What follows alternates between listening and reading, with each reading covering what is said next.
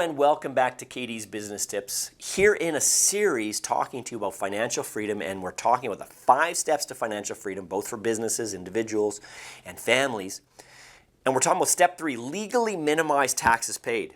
It's a fact that one of the biggest expenses you will have in your life will be taxes. Now, corporately, maybe not as much, personally, for sure.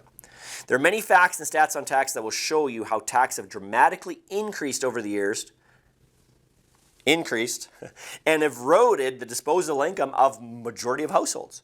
This is why one major reason why young people cannot afford to live on their own and buy houses and things like that. Way less of a percentage can.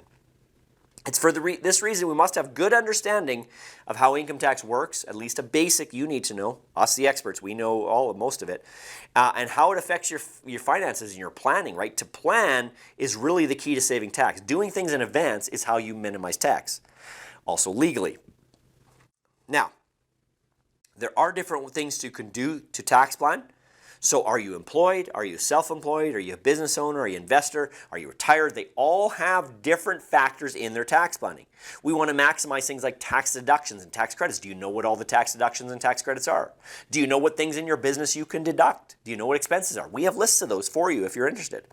You can split deductions and credits in certain cases for personal taxes. You can maximize the benefit between your corporation and you personally and how your tax planning and how you're going to minimize that tax. Now keep in mind credit is part of that.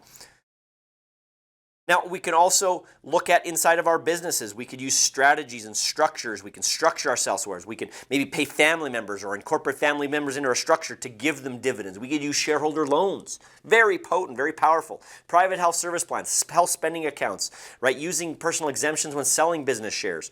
Structuring the investments within businesses and holding companies and trusts, right? And using that capital gains exemption, using principal residence exemptions, using capital gains inclusion rates, and all kinds of different areas that you can do to legally minimize taxes. Obviously, we're not here to teach it in this video, but we're here to say plan, plan, plan, because there's always ways to save taxes. And that's step 3. Next video, we'll get into step 4. Thanks for being a part of our business tips, and we'll see you then.